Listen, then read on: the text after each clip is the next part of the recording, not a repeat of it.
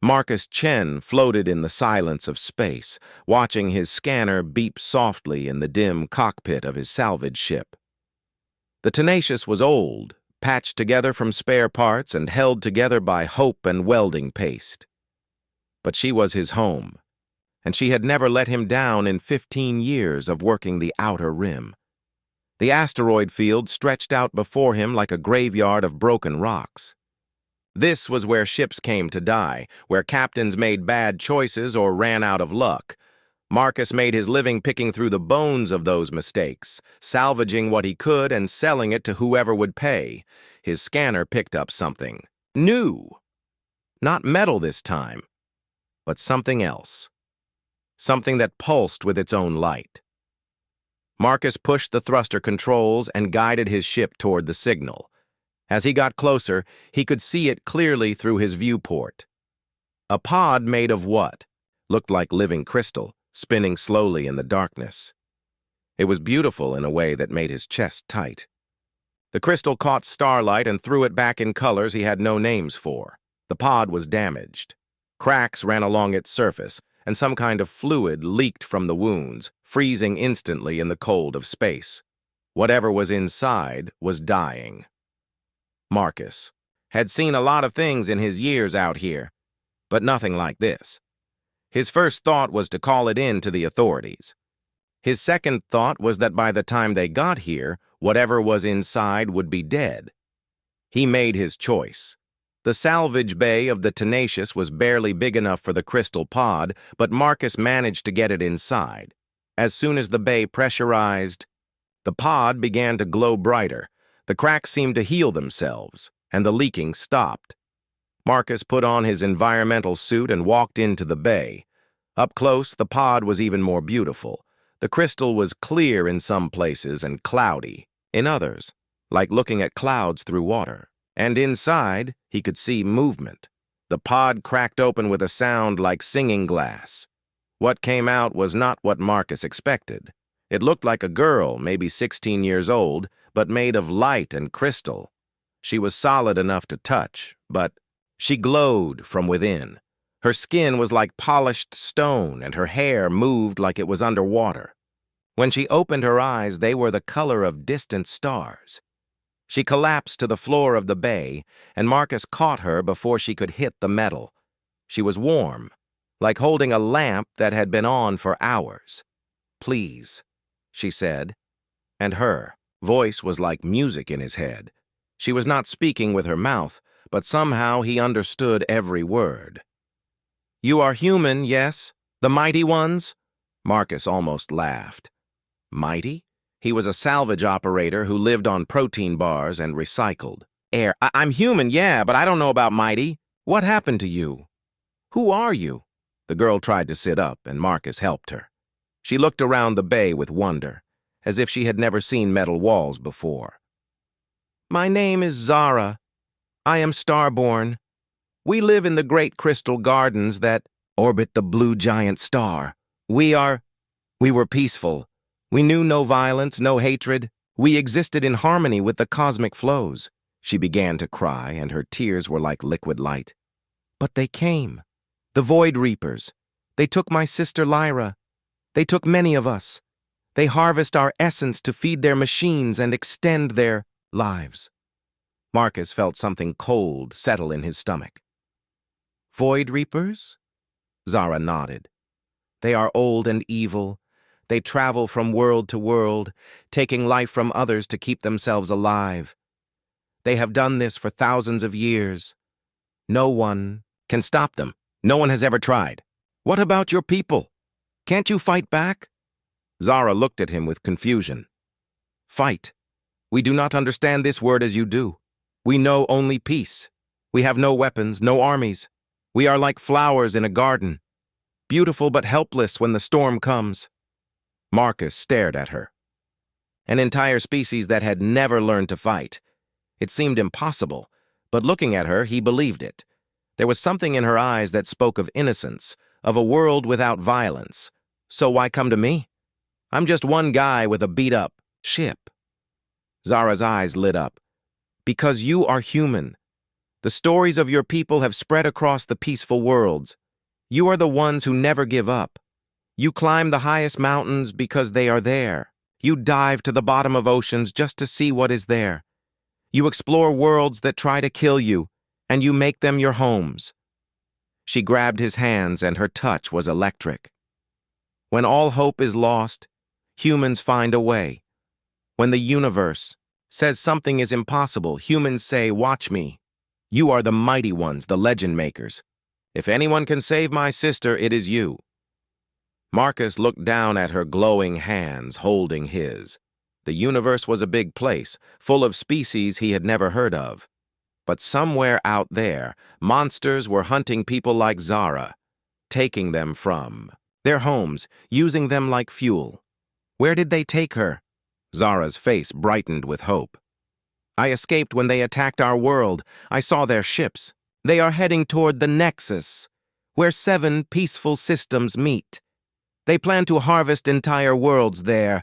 My sister, she is special. Her essence is pure, stronger than most. They will use her to power their harvesting machines across vast distances. She stood up, still shaky but determined. I have the star charts in my memory. I can show you where they went. But we must hurry. Every moment we delay, more innocents die. Marcus looked at his salvage ship, then back at the crystal girl who glowed like a small star in his cargo bay. The smart thing would be to take her to the nearest station and let someone else deal with this. The safe thing would be to go back, to picking through asteroid fields and selling scrap metal. But Zara was looking at him like he was a hero from some old story, like he was mighty and brave and capable of impossible things. And somewhere out there, her sister was in the hands of monsters. Marcus had never been a hero.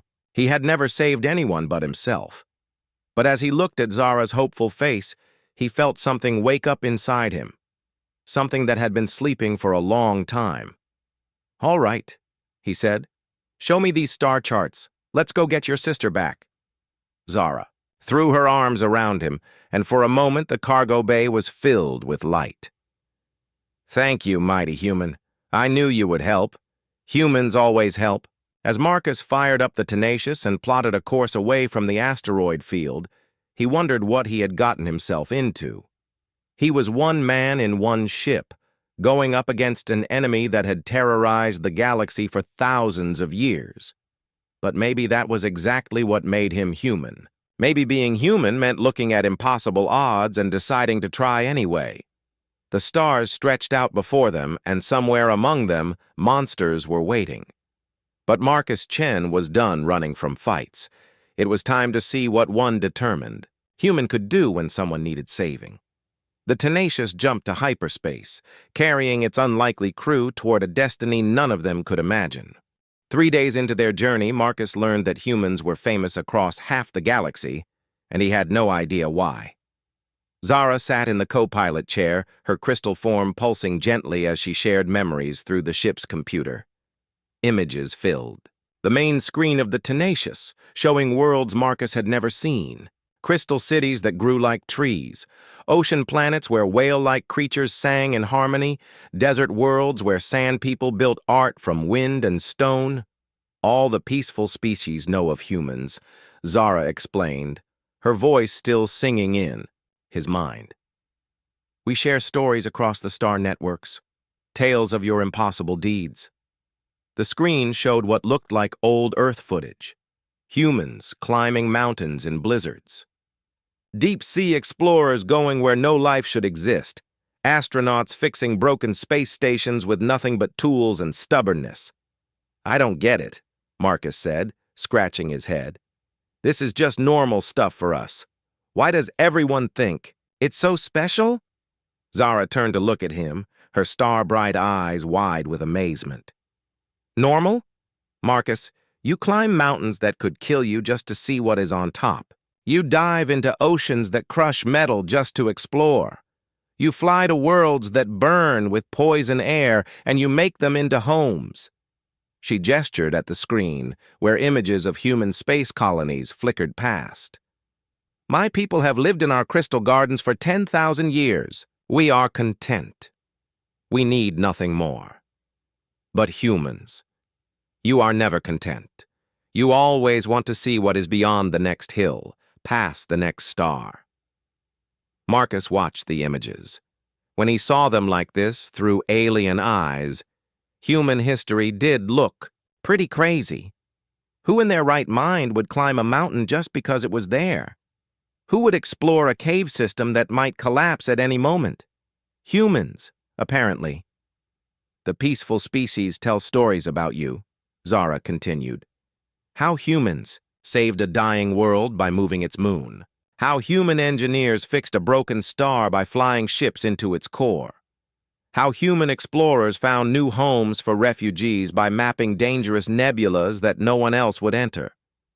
Marcus frowned.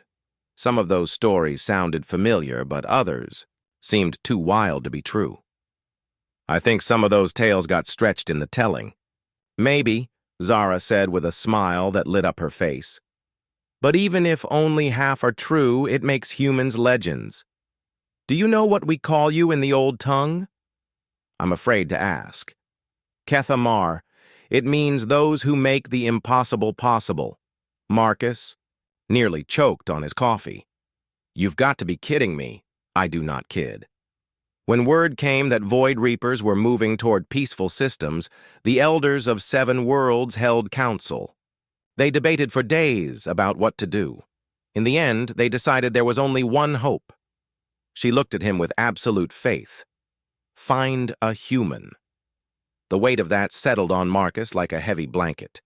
Entire worlds were counting on him. Billions of peaceful beings who had never hurt anyone were looking to humanity for salvation, and their representative was one tired salvage operator in a patched-together ship. Zara, what if I can't do this? What if I'm not the hero you think I am? She reached over and took his hand.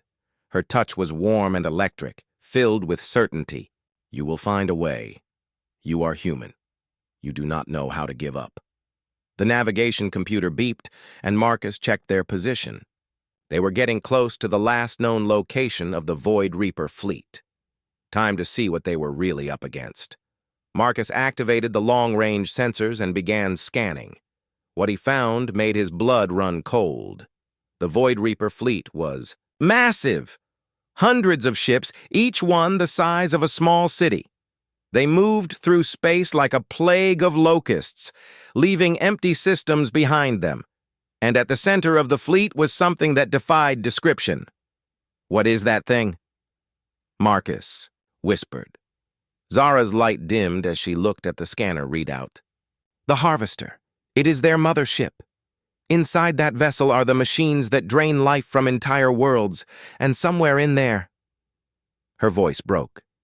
Somewhere in there is my sister. Marcus studied the readings. The ships were heavily armed and shielded. Their hulls were made of some kind of metal that absorbed energy weapons. Conventional attacks would barely scratch them. How have they stayed undefeated for so long? Because they are smart, Zara said sadly. They study their enemies. They learn every weapon, every tactic, every strategy. Then they build defenses against them. Nothing surprises the Void Reapers. Nothing catches them off guard. Marcus stared at the fleet formation. It was perfect, logical, efficient. Every ship in exactly the right position to protect the others. No wasted movement, no unnecessary risks. And suddenly Marcus began to smile. What is it? Zara asked, seeing his expression change. You said nothing surprises them, right? They plan for every logical strategy? Yes. They have faced hundreds of species across thousands of years. They have seen every type of warfare. Marcus's smile grew wider. Yeah, but I bet they've never faced anyone stupid enough to ram a salvage ship into their flagship. Zara stared at him in horror. Marcus, no, that is suicide. Maybe. Or maybe it's so crazy it just might work. Marcus pulled up the fleet schematics on his screen. Look at their formation. Every ship is positioned to handle long-range attacks or fighter squadrons, but there's a gap here, right between these two cruisers, big enough for a small ship to slip through if it was moving fast enough. But the shields around the harvester are designed to stop energy weapons and explosives. I bet they're not set up to handle a physical impact from something moving at maximum sublight speed. Marcus ran the calculations. If I can get close enough, I can use the magnetic grapplers to latch onto their hull, then cut my way in with the mining lasers. Zara was shaking her head. This is insane. This is impossible. Yeah, Marcus said, feeling that familiar human stubbornness rising in his chest. That's what makes it perfect. They won't see it coming because no sane species would try it. He opened a communication channel and began broadcasting on all human frequencies. This is Marcus Chen aboard the salvage vessel Tenacious. I've got a situation out here that needs some backup. Any humans in the area? I could use a hand. The response was immediate. Static-filled voices came through the speaker from all across the sector. This is Captain Sarah Okafor on the research ship Darwin. What's your situation, Marcus? Captain Torres here on the freight hauler Big Betty. What kind of trouble you in, friend? Independent trader Yuki Tanaka reporting in. How can we help? Marcus looked at Zara, whose face was glowing with amazement. Humans, he said simply. When one of us calls for help, the rest come running. Over the next hour, Marcus explained the situation to the growing collection of human ships that were converging on his position. Research vessels, freight haulers, independent traders, even a few tourists in converted pleasure craft. None of them were military ships. None of them were designed for combat. But they were all crewed by humans. And when Marcus finished telling them about Zara's sister and the billions of innocent lives at stake, not one of them hesitated. Count me in, said Captain Okafor. The Darwin's got some experimental equipment that might come in handy. Big Betty's not much to look at, but she's got armor plating and a stubborn streak, Captain Torres added. I've got medical supplies and a ship full of crazy tourists who think this sounds like fun, Yuki Tanaka reported. Marcus looked around at the growing fleet of mismatched human vessels, salvage ships and research boats, freight haulers and pleasure craft. Against any logical enemy, they wouldn't stand a chance. But the Void Reapers had never faced an enemy that specialized in doing the impossible. All right, people, Marcus said into the communication array. Let's go save a Crystal Girl's sister and probably get ourselves killed in the process. Wouldn't miss it, came the chorus of human voices. Zara stared at the scanner display showing the approaching human ships. How do you do it? She whispered. How do you stay hopeful when the odds are so impossible? Marcus shrugged. Maybe that's what makes us human. We're too stubborn to know when we're beaten. The human fleet moved toward the Void Reaper Armada, carrying hope and determination against an enemy that had never known defeat. It was insane. It was impossible. It was perfectly human. The human fleet gathered at the edge of the Kepler Nebula, a swirling cloud of gas and dust that would hide them from Void Reaper sensors.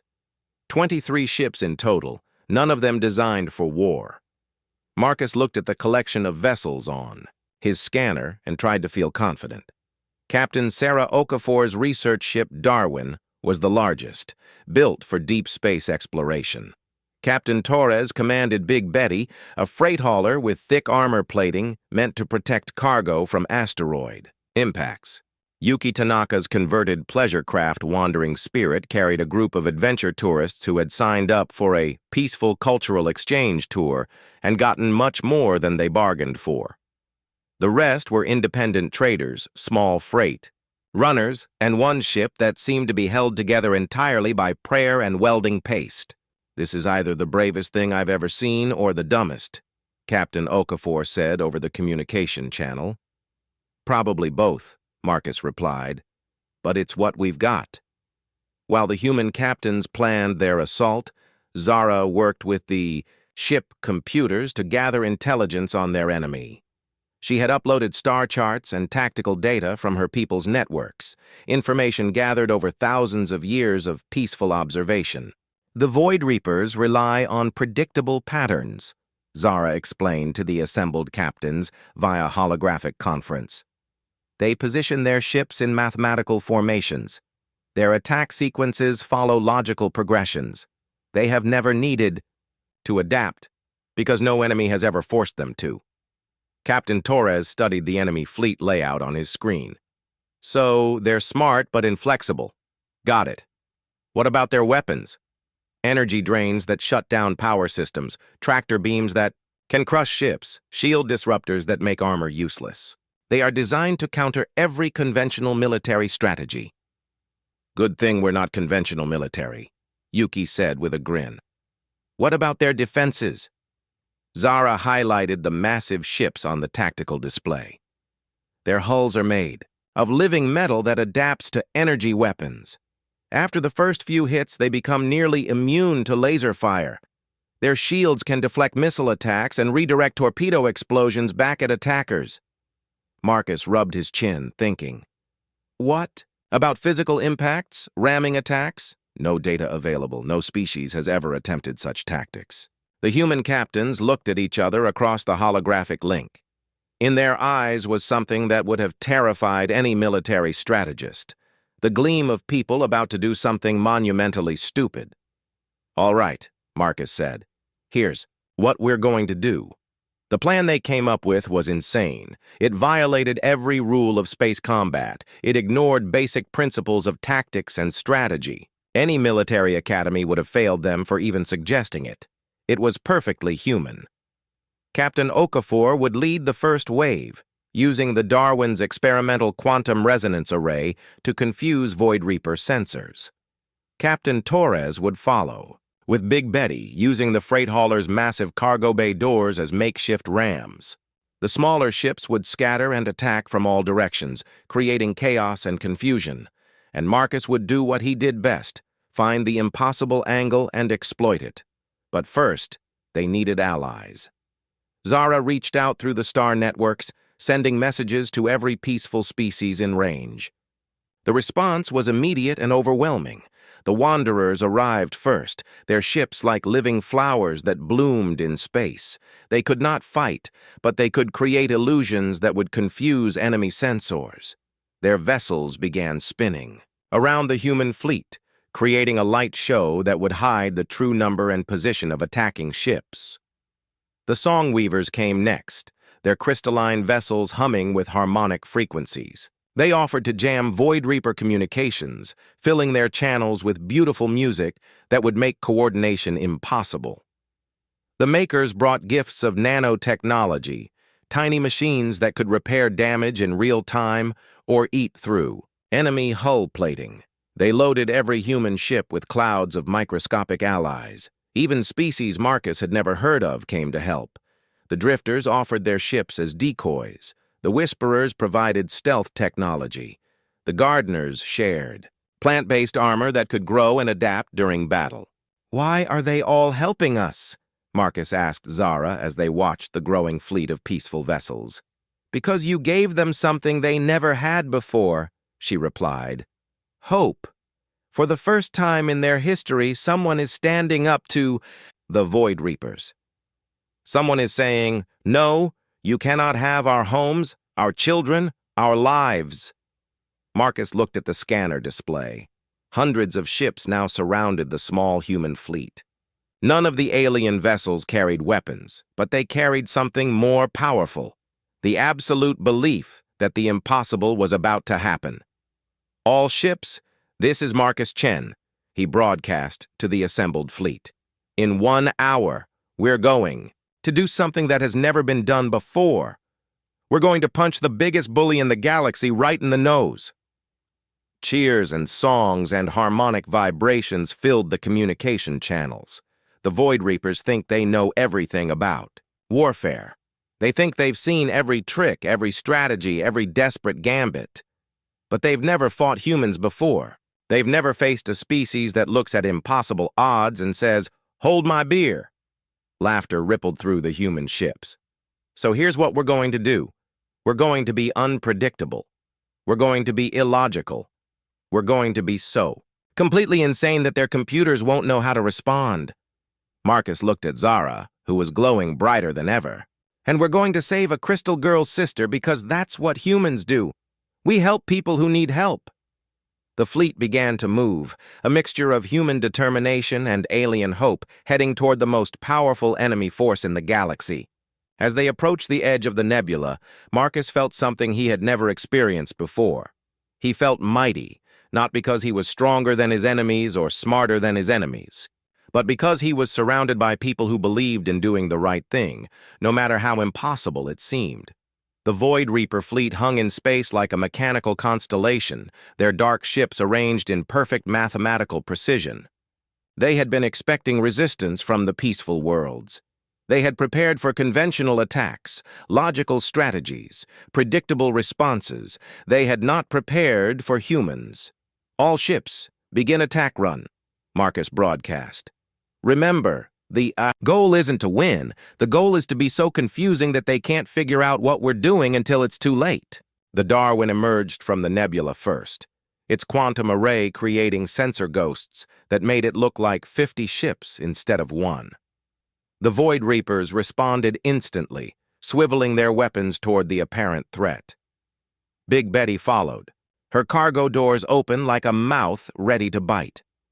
Captain Torres aimed his freight hauler directly at the nearest enemy vessel and pushed his engines to maximum.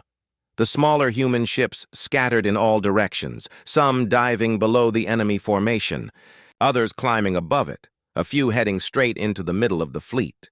There was no pattern, no formation, no logical attack sequence. To the Void Reapers, it must have looked like complete chaos. Because that's exactly what it was. The alien support fleet added to the confusion. Wanderer ships created false images of attacking fleets. Songweaver vessels filled the communication channels with harmonies that scrambled enemy coordination. Maker nanomachines began eating through Void Reaper hull plating, and in the middle of it all, Marcus Chen piloted his salvage ship toward the heart of the enemy fleet, carrying hope and determination toward a sister who needed saving. The impossible had begun. The battle was nothing like the Void Reapers expected. Captain Okafor's Darwin danced through space like a ship possessed, its quantum array creating dozens of false images. Every time the enemy locked weapons on one target, it turned out to be an illusion. The real ship was somewhere else entirely, using scientific equipment in ways that would make engineers weep. "Darwin to all ships," Okafor's voice crackled over the communication channel. "I'm reading massive confusion in their targeting systems.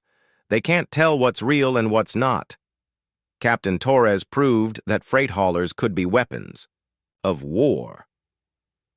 Big Betty smashed into a Void Reaper cruiser like a hammer hitting glass. The enemy ship's shields were designed to deflect energy weapons, not stop a massive cargo hauler moving at ramming speed. Torres used his ship's magnetic cargo clamps to grab onto the enemy hull, then spun his vessel like a giant wrench. The sound of tearing metal echoed through space. "Big Betty here," Torres reported cheerfully. "Who says you can't fix a problem? By hitting it with something heavy?" The smaller human ships swarmed through the enemy formation like angry bees. Yuki Tanaka's pleasure craft Wandering Spirit confused the enemy by broadcasting tourist videos on all frequencies while her passengers used the ship's recreational equipment to create improvised weapons. The luxury vessel's entertainment lasers, designed for light shows, became cutting tools that sliced through enemy sensor arrays.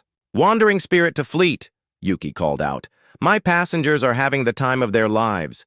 One of them just asked if we do this every tour." But it was the things humans did that made no sense that really confused the Void Reapers. "Captain."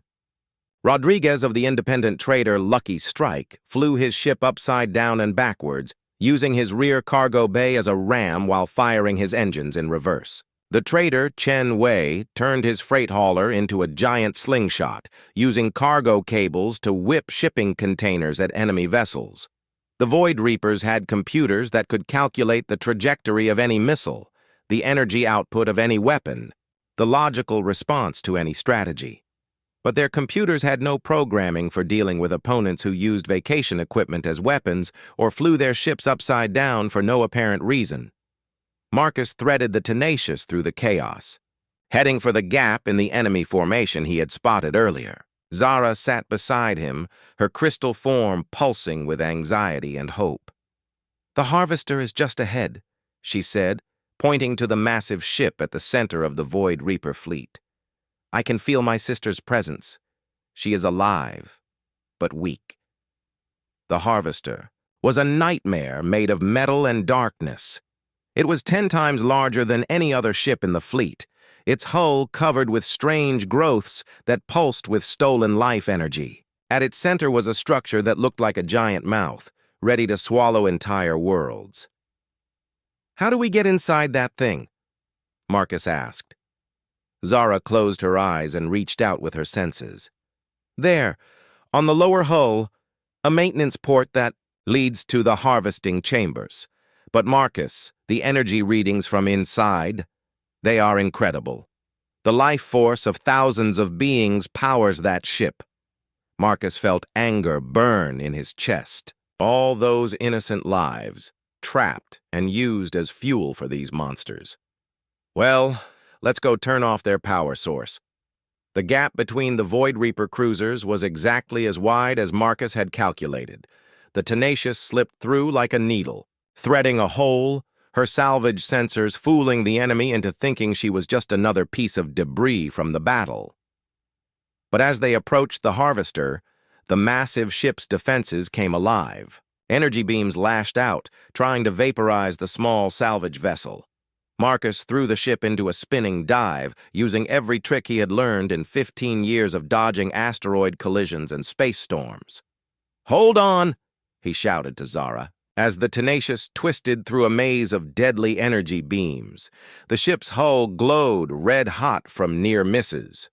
Warning alarms screamed in the cockpit, but Marcus had spent his whole life making impossible things work, and he was not about to. "Stop now."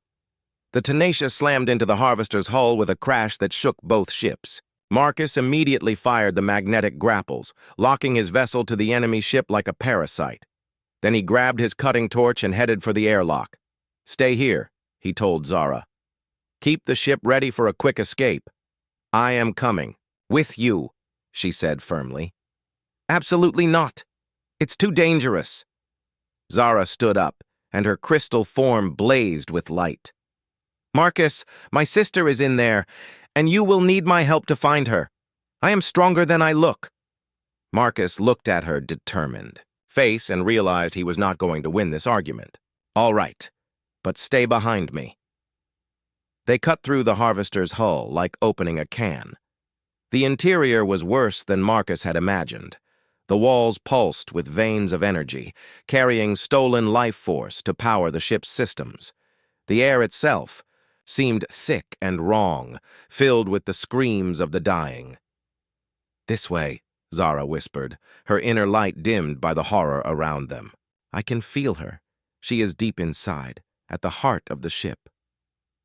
They moved through corridors that seemed designed by nightmares. Every surface was covered with organic machinery that fed on pain and fear.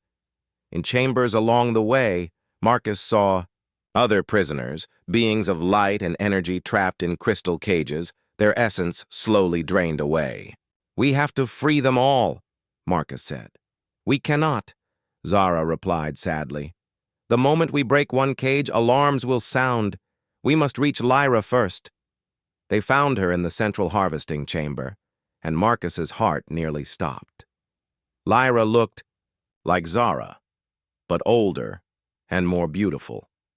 She hung suspended in a web of energy cables that pierced her crystal form, draining away her light. Her face was pale, and her inner glow had faded to almost nothing. But worse than that were the machines around her. Massive devices that took her stolen essence and amplified it, broadcasting it throughout the ship and out to the entire Void Reaper fleet. She was the power source for their entire harvesting operation. "Lyra!" Zara cried out, running toward her. "Sister." The moment she stepped into the chamber, alarms began to scream. Emergency lights flashed, and Marcus could hear the sound of metal feet running toward them. "Zara," Lyra whispered, her voice barely audible. "You came for me." "Of course. I did," Zara said, tears of light streaming down her face. "And I brought help." Marcus is human. He is going to save us. Lyra's fading eyes turned to Marcus. Human? But that is impossible.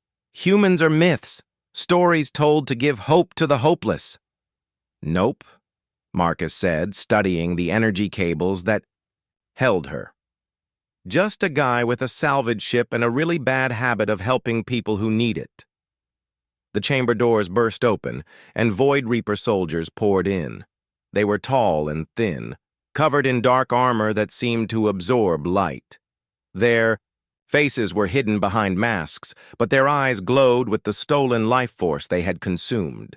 "Release the power source," their leader commanded, his voice like grinding metal. "Return to your ship and flee. You cannot win this battle." Marcus looked at the soldiers, then at Lyra hanging helpless in the energy web, then at Zara glowing, with desperate hope beside him. "You know what?" he said, reaching for his cutting torch. "I'm really getting tired of people telling me what I can't do." The impossible rescue was about to begin. Marcus had faced a lot of impossible situations in his life, but being outnumbered 20-1 by alien soldiers in the heart of an enemy ship was definitely in the top 5. The Void Reaper soldiers raised their weapons, dark energy crackling between their fingers. Their leader stepped forward, his mask reflecting the dim light of Lyra's fading form. "You are human," the leader said, his voice filled with curiosity rather than anger. "We have heard stories of your species, always interfering, always trying to save those who cannot be saved." "Yeah, well," Marcus said, hefting his cutting torch like a weapon. "It's kind of our thing." The leader tilted his head. "You cannot win. You are one organic being against 20 soldiers. Your ship is trapped. Your allies are being destroyed outside. Logic demands that you surrender." Marcus looked around the chamber. Energy cables snaked everywhere, carrying stolen life force to power the ship's systems. Control panels lined the walls, monitoring the flow of harvested essence, and in the center, Lyra hung like a dying star, her light feeding the machines of her captors. "You know what your problem is?" Marcus said to the Void Reaper leader. "You think everything has to make sense." He swung his cutting torch at the nearest energy cable. The reaction was immediate and catastrophic. The severed cable whipped through the air like an angry snake, spraying liquid energy across the chamber. The lights flickered, alarms screamed louder, and somewhere deep in the ship, Marcus heard the sound of explosions. "You fool!" the Void Reaper leader shouted. "That cable carries primary power to our weapon systems." "Good," Marcus said, cutting. "Another cable." That was the idea. The soldiers opened fire, but their energy weapons were losing power as Marcus systematically destroyed the cables that fed them. Instead of deadly beams, their weapons produced weak sparks that barely singed his clothes. Zara understood what Marcus was doing. She ran to one of the control panels and began pulling out crystal circuits with her bare hands. Each one she destroyed caused another system failure somewhere in the ship. "Stop them," the leader commanded his soldiers. But the Void Reapers had made a crucial mistake. They had built their entire ship around the harvested energy of their victims. When that power began to fail, everything began to fall apart. Marcus reached Lyra's energy web and began cutting the cables that held her. Each severed connection caused her to glow a little brighter as her stolen essence returned to her body. "Marcus," she whispered as he worked. "The feedback. If you free me completely, the energy backlash will destroy the harvesting systems throughout the ship. But the explosion, you will not survive." Marcus looked into her crystal eyes, so much like her sister's. "Will it free the other prisoners?" "Yes, all of them. But then that's what we're doing." Zara grabbed his arm. "No, there must be another way." Marcus gently removed her hand. "Zara, sometimes helping people means making hard choices. Your sister can save hundreds of lives. That's worth one stubborn human." He raised his cutting torch toward the final cable, the main line that connected Lyra to the ship's power core. Once he cut that, The feedback would free every prisoner on the ship, but the energy backlash would probably kill everyone in the chamber. Wait, Lyra said, her voice growing stronger as more of her essence returned. There is another way, but I have never tried it before. None of my people have. What do you mean? Lyra's eyes blazed with sudden determination. We Starborn exist as energy within crystal matrices. We have always been peaceful, using our power only for harmony and creation. But energy can be used for other things. Her crystal form began to glow brighter, not with the gentle light Marcus had seen before, but with something fiercer. Something that looked almost like anger. For my entire life I have been taught that violence is wrong, that force should never be used against another being. But these creatures, she looked at the Void Reaper soldiers with blazing eyes. They have made me watch as they tortured innocents. They have forced me to power their machines of death. They have shown me what true evil looks like. The light around Lyra intensified, until it was hard to look at her directly. I will not be peaceful anymore. She reached out with her consciousness and